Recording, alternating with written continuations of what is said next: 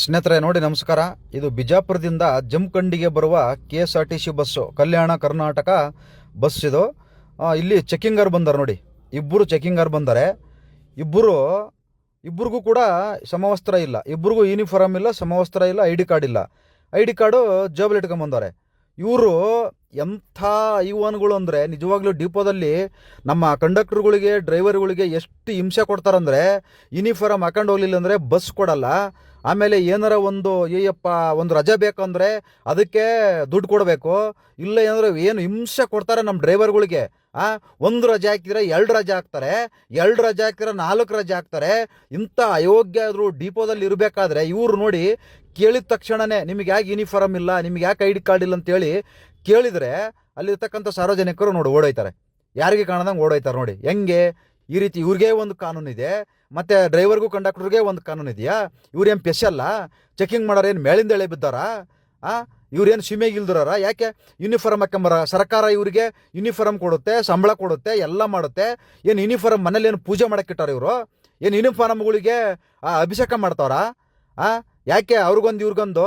ಮತ್ತು ಕಂಡಕ್ಟರ್ಗಳಿಗೆ ಡ್ರೈವರ್ಗಳಿಗೆ ಪಾಪ ಅವು 24 ಗಂಟೆ 14 ಗಂಟೆ 12 ಗಂಟೆ ಕೆಲಸ ಮಾಡ್ತವೆ. ಅವಕ್ಕೆ ಕೊಡಬಾರ್ದು ಕಷ್ಟ ಕೊಡ್ತವೆ ಪಾಪ ಆ ಕಂಡಕ್ಟರ್ ಡ್ರೈವರ್ಗೆ. ಏನು ಮಾಡೋಕ್ಕಾಗಲ್ಲ. ಕಂಡಕ್ಟರ್ ಡ್ರೈವರು ಒಗ್ಗಟ್ಟಿಲ್ಲ. ಒಂದೊಂದು ಬಸ್ಸಲ್ಲಿ ಕಂಡಕ್ಟರ್ ಡ್ರೈವರ್ಗೆ ಆಗಲ್ಲ, ಅವರವರೇ ಕಿತ್ತಾಡ್ತಿರ್ತಾರೆ. ಎಲ್ಲಿವರೆಗೂ ನೀವು ಕಂಡಕ್ಟ್ರು ಡ್ರೈವರ್ಗಳು, ನಿರ್ವಾಹಕ ಮತ್ತು ಚಾಲಕರು ಎಲ್ಲಿವರೆಗೂ ಒಗ್ಗಟ್ಟಾಗೋದಿಲ್ವೋ ಅಲ್ಲಿವರೆಗೂ ನಿಮ್ಮ ಸಮಸ್ಯೆ ಯಾವನು ಕೇಳಕ್ಕೆ ಬರೋದಿಲ್ಲ. ನೋಡಿ ಹೈವನ್ಗಳು ಹೆಂಗೆ ಹೋಯ್ತಾರೆ ಚೆಕಿಂಗ್ ಮಾಡೋರು. ಕೇಳಿದ ತಕ್ಷಣವೇ ಅಲ್ಲಿರ್ತಕ್ಕಂಥ ಸಾರ್ವಜನಿಕರು ಕೇಳಿದ ತಕ್ಷಣ ಓಡೋಗ್ಬಿಟ್ರು, ಕಣ್ಣಿಗೆ ಕಾಣಲಿಲ್ಲ, ಆ ರೀತಿ ಓಡೋದು ನೋಡ್ರಿ. ಸರಿ ನೋಡ್ರಿ, ಇದು ನಮ್ಮ ಬಿಜಾಪುರಿಂದ ಜಮಖಂಡಿ ಬರೋ ಗಾಡಿ. ಇಲ್ಲಿ ನಮ್ಮ ಟಿಕೆಟ್ ಚೆಕ್ ಮಾಡತ್ತಾರ ಸಾಹೇಬ್ರು, ಟಿಕೆಟ್ ಚೆಕ್ ಮಾಡೋರು ಇವರು. ಸರ್ ಏನು ಟಿಕೆಟ್ ಚೆಕ್ ಮಾಡೋದಲ್ರಿ? ಟಿಕೆಟ್ ಚೆಕ್ ಮಾಡೋರಲ್ರಿ? ಅಲ್ಲ ಇವ್ರು ಏನು ಟಿಕೆಟ್ ಚೆಕ್ ಮಾಡೋರಲ್ಲ ನೀವು? ಏನಾಗಿಲ್ಲ, ನಿಮ್ಮ ಐಡೆಂಟಿ ಇಲ್ಲ, ನಿಮ್ಮ ಯೂನಿಫಾರ್ಮ್ ಇಲ್ಲ, ಯಾಕೆ ಕೇಳಬಾರ್ದು? ಯಾವುದು ಕೇಳ್ಬೋದು? ಇಲ್ಲ ಐಡೆಂಟಿ ಕೊಳ್ಳಾಕ್ ಹಾಕೋಬಹುದು ನೀವು. ಇದು ಸಮವಸ್ತ್ರ ಕರ್ನಾಟಕ ಸರ್ಕಾರ ನಿಮ್ಗೆ ಕಿಶೆ ಒಳಗೆ ಇಟ್ಕೊಳಕ್ ಕೊಟ್ಟಿಲ್ಲ, ಐಡೆಂಟಿ ಮಾಡಿ ಹಾಕೋಬಹುದು. ಯಾಕೆ ಹಾಕಿಲ್ಲ ತಾವು?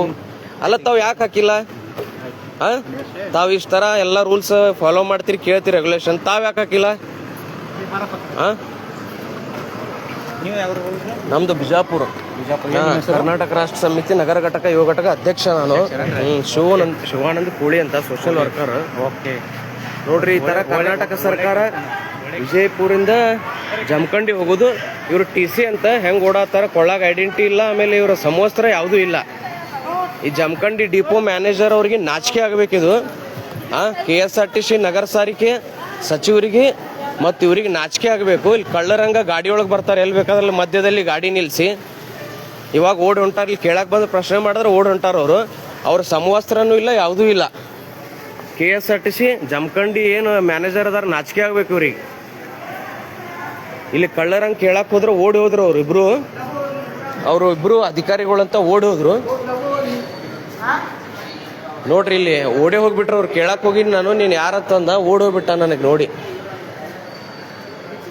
ಇದು ಜಮಖಂಡಿ ಬಸ್ ನಿಲ್ದಾಣ. ಇದು ಸಮವಸ್ತ್ರ ಯಾಕಿಲ್ಲತ್ತಂದ್ರೆ ಅವ್ರು TC ಅವ್ರಿಗೆ ಕೇಳಕ್ ಹೋದ್ರೆ ಓಡೋಗಿರ್ತಾರ. ಈ ತರ ಕರ್ನಾಟಕ ಸರ್ಕಾರ.